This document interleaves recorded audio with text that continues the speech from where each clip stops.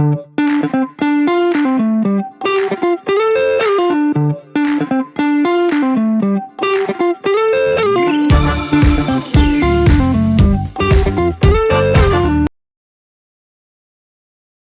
welcome back to Deep 10, discussing essentials everyday politics in less than 10 minutes. I'm Nadya. And I'm Adinda.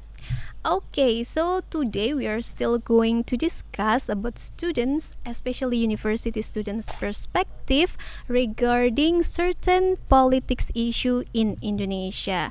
And specifically, what is our today's topic?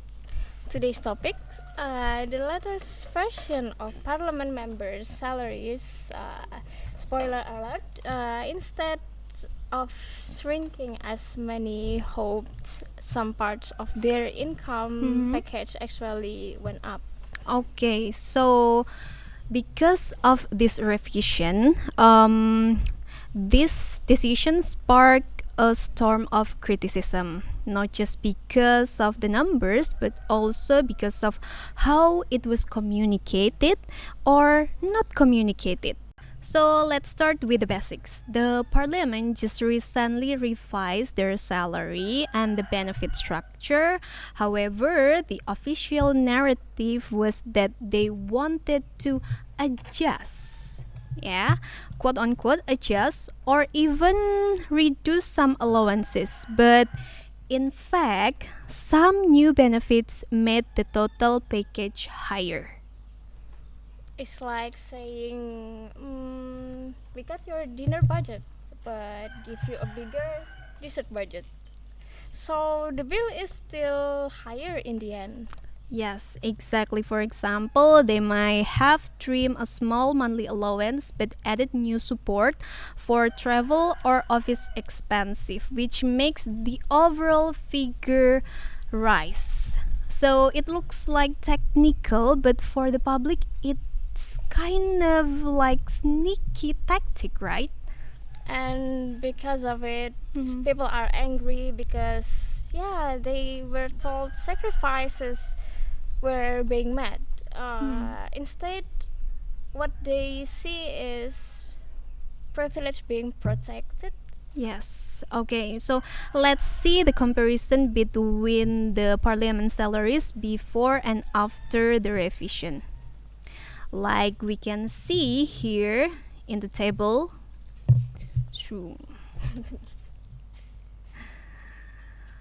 So, like based on this table, we can see that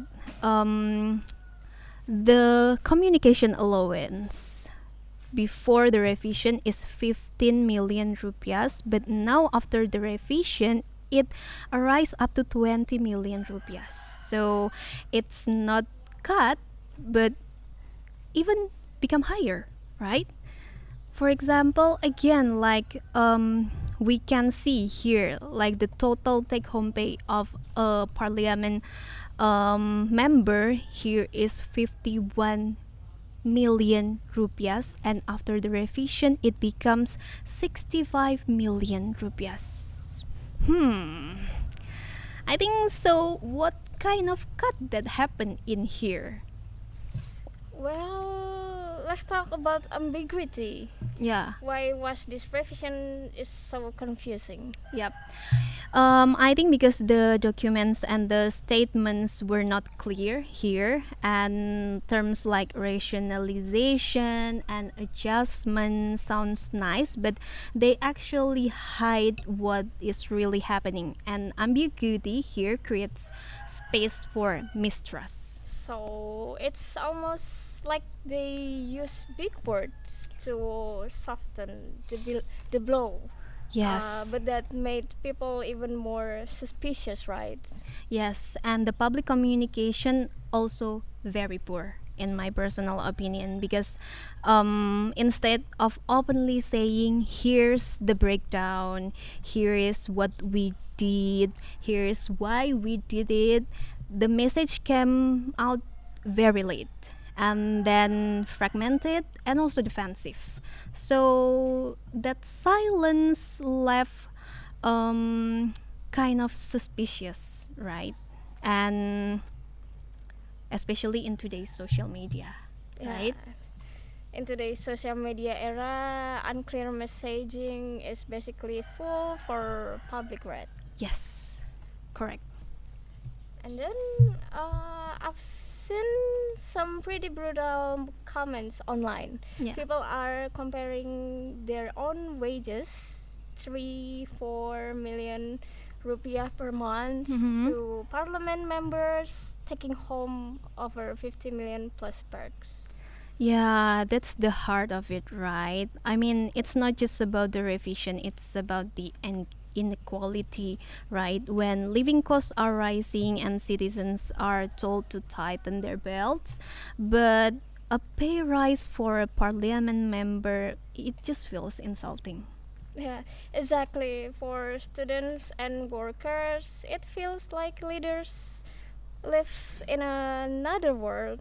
Mm-hmm. That's why the anger is emotional, because it's so emotional because Mhm. it touches daily realities, our realities. Yes, so it's not only about the money, but also about the fairness and also trust from people, right? Yeah. And then let's talk about, so how dangerous is this? Like, I mean, politicians get criticized all the time. What makes this situation kind of different? Okay, so I think it's about the timing and also symbolism. Right now, the public wants solidarity from their leaders. Instead, they see leaders are protecting their own self, or they are protecting themselves first. That also deepens the anger from the people. And also, the cynicism turns into red. People feel mocked, like the struggles are invisible. It widens the gap between citizens and institution. So, in a sense, it's less about the extra rupiah and more about the message it sends. Yes. Okay, so what about we talk about the solution? In your opinion, how could this have been handled better? Maybe first, transparency. Okay.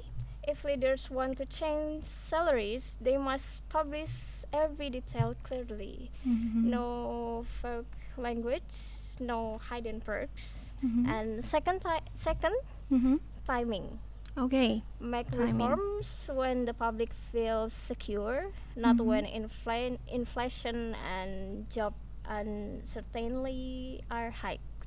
And last, Mhm.